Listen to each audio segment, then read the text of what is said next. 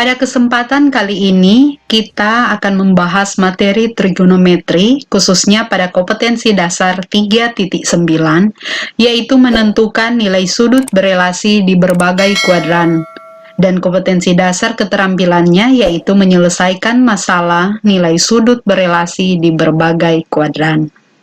Nah, adik-adik, tentunya dalam mempelajari setiap materi, kita diwajibkan untuk menguasai materi prasyarat atau materi sebelumnya yang telah kita pelajari agar kita mudah untuk memahami materi yang saat ini akan kita pelajari. Nah, materi prasyaratnya yaitu tentang sudut-sudut istimewa. Nah, adik-adik, untuk mempersingkat waktu, sudut-sudut istimewa telah disajikan dalam bentuk tabel atau nilai-nilainya telah disajikan dalam bentuk tabel. Nah, untuk mempermudah adik-adik dalam mengingat nilai-nilai pada sudut-sudut istimewa, silakan adik-adik bisa lihat di YouTube ataupun di Google. Banyak sekali cara atau trik-trik atau tips untuk mempermudah kalian mengingat nilai-nilai sudut istimewa ini. Nah, selanjutnya kita bahas beberapa contoh agar adik-adik lebih paham bagaimana nilai-nilai sudut istimewa kita gunakan. Nah, misalkan adik-adik sebuah contoh soal kontekstual ini, yaitu Amin berdiri sejauh 20 meter dari pohon dan memandang pucuk cemara dengan sudut pandang 30 derajat. Maka, tentukanlah tinggi sebenarnya pohon cemara tersebut.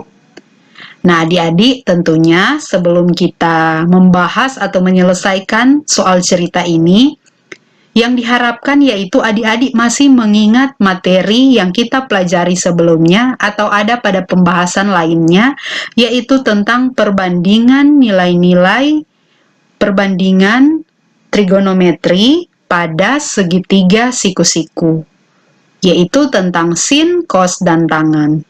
Nah, adik-adik, di sana kita telah diberitahukan tentang tips untuk dapat mengingat dengan mudah mengenai perbandingan-perbandingan trigonometri tersebut, yaitu dengan cara membuat singkatan demi untuk sinus, sami untuk kosinus, dan desa untuk tangen.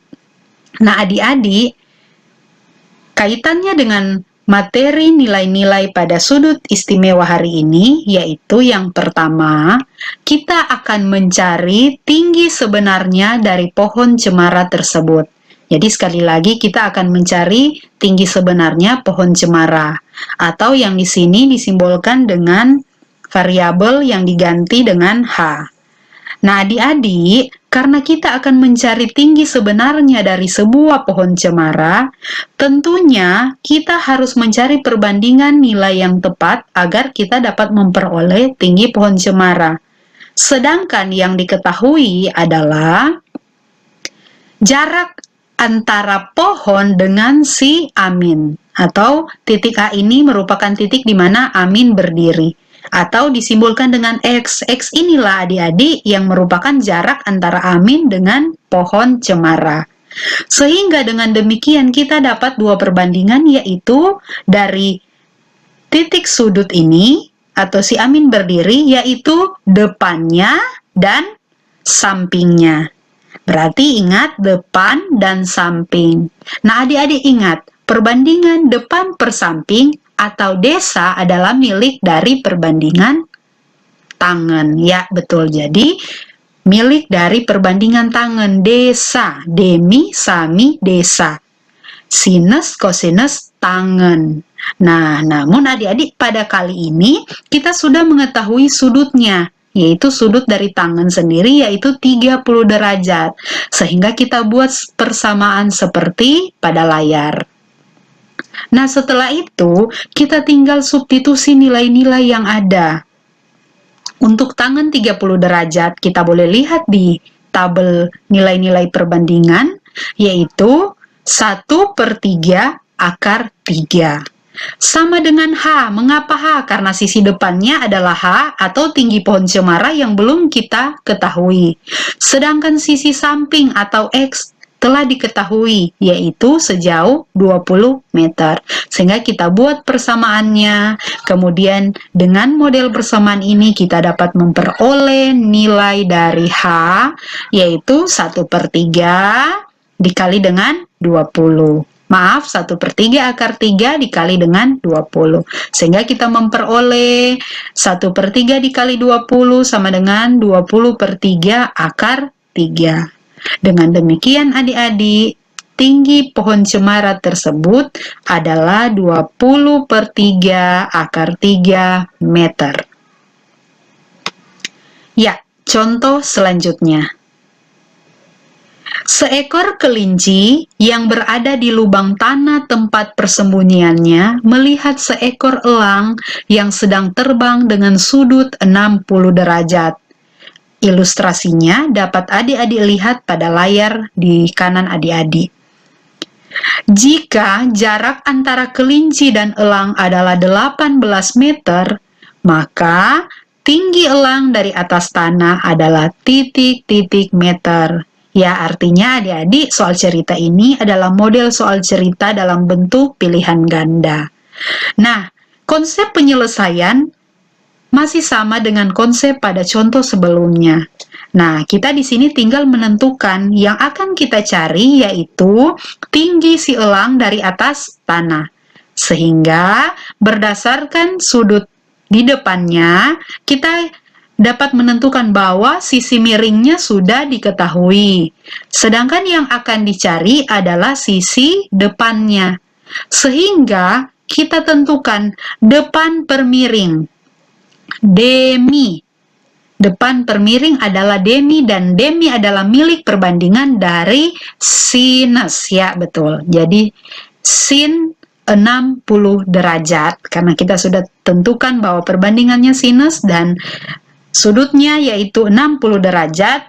Kita buat seperti contoh sebelumnya, sisi depan per sisi miring atau yang kita singkat demi. Nah, kemudian sin 60 derajat dapat kita lihat pada tabel bahwa ternyata nilainya adalah 1/2 akar 3.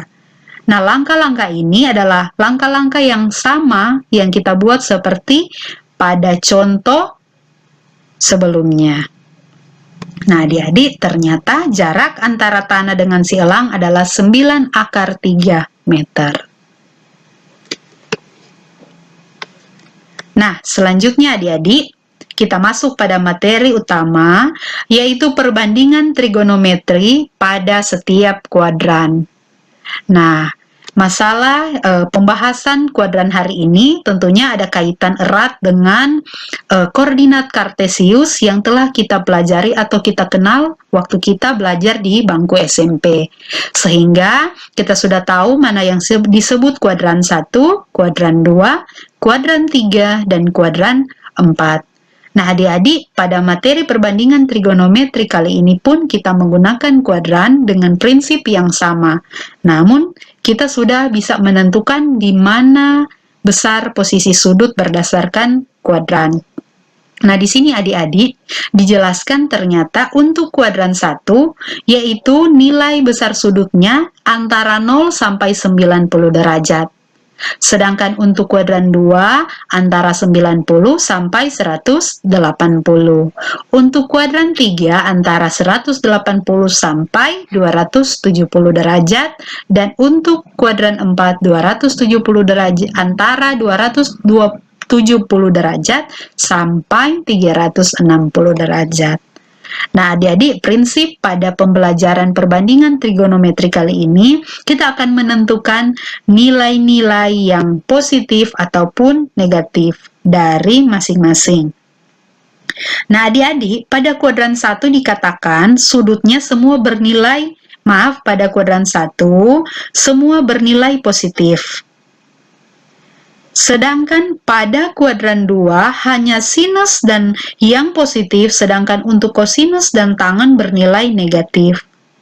Begitupun untuk kuadran 3 dan kuadran 4. Sehingga pada tabel bagian kanan kita jabarkan satu-satu untuk nilai dari masing-masing kuadran. Nah, untuk lebih jelasnya lagi, kita bahas dalam bentuk contoh soal, sehingga adik-adik lebih mudah paham dan mengerti mengenai penggunaan nilai-nilai pada perbandingan trigonometri pada masing-masing kuadran. Contoh yang pertama, di sini ada sebuah gambar, yaitu koordinat kartesius dengan titik koordinatnya yaitu negatif 6,8. Artinya adik-adik, nilai dari X yaitu negatif 6, sedangkan nilai dari Y yaitu 8. Nah, soal atau pertanyaannya, tentukan nilai cos alfa. Nah, adik-adik ingat, untuk dapat kita menjawab atau menyelesaikan soal yang seperti ini, kita tetap harus mengingat prinsip dari perbandingan trigonometri pada segi 3 siku-siku. Karena kalau adik-adik lihat berdasarkan koordinat kartesius yang ada pada soal, ini akan membentuk segitiga siku-siku. Dan pasti salah satu sisinya belum diketahui. Nah, adik-adik coba boleh perhatikan, sisi manakah yang belum diketahui dari segitiga siku-siku yang terbentuk? Jadi, coba perhatikan, sisi miring lah atau hipotenusa lah yang belum diketahui atau sisi OA. Karena untuk X yaitu negatif 6. Sedangkan untuk Y 8. Sehingga berdasarkan prinsip ini, kita dapat menyelesaikan atau dapat mencari panjang sisi dari OA, yaitu menggunakan prinsip dari perbandingan trigonometri pada segi 3 siku-siku, yaitu jumlah dari sisi kedua sisi lainnya.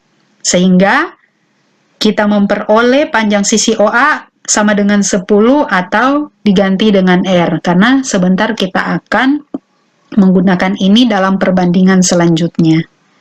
Nah, adik-adik, kalau sudah kita peroleh panjang sisi OA atau hipotenusa, selanjutnya kita ingat kembali materi prasyarat tentang perbandingan lainnya, yaitu tentang sinus, kosinus, tangen, kosekan, sekan, dan kotangen yang telah kita pelajari pada pembahasan lainnya.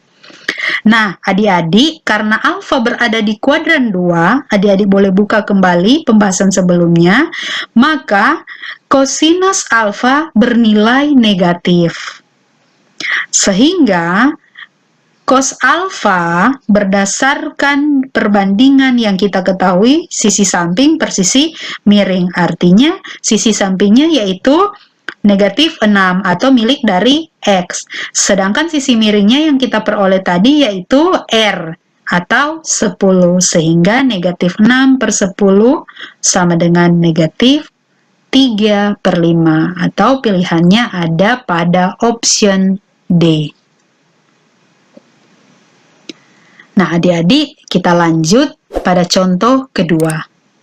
Tentukanlah nilai perbandingan trigonometri berikut, yaitu dari sin 210 derajat, cos 120 derajat, dan tangen 225 derajat. Untuk menyelesaikan contoh soal atau model yang seperti ini, adik-adik harus mengingat tabel yang dijelaskan pada slide sebelumnya, yaitu mengenai nilai perbandingan pada masing-masing kuadran. Nah, kita mulai dari soal yang pertama. Sudut 210 derajat terletak pada kuadran 3, sehingga sinusnya bernilai negatif. Kalau sinus bernilai negatif, berarti rumus yang kita gunakan yaitu sin 180 derajat ditambah dengan alfa. Nah, tentunya adik-adik, supaya kita dapat memperoleh 210, berapakah yang harus dijumlahkan sehingga kita memperoleh 210? Yaitu 30 derajat. Dengan demikian, kita memperoleh nilai sinnya negatif, yaitu negatif sin 30 derajat. Silakan adik-adik buka tabel sebelumnya. Negatif sin 30 derajat atau sin 30 derajat nilainya adalah 1/2. Tetapi karena sin di sini dalam bentuk negatif, ya kita memberikan nilainya juga negatif.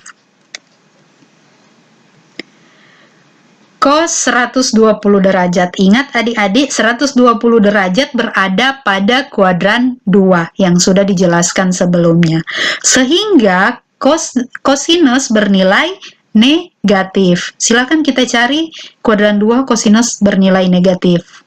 Ya, sehingga kita dapat memperoleh rumusnya, yaitu cos 180 derajat dikurang dengan alfa atau besar sudut, sehingga kita memperoleh 120 derajat, yaitu 60 derajat.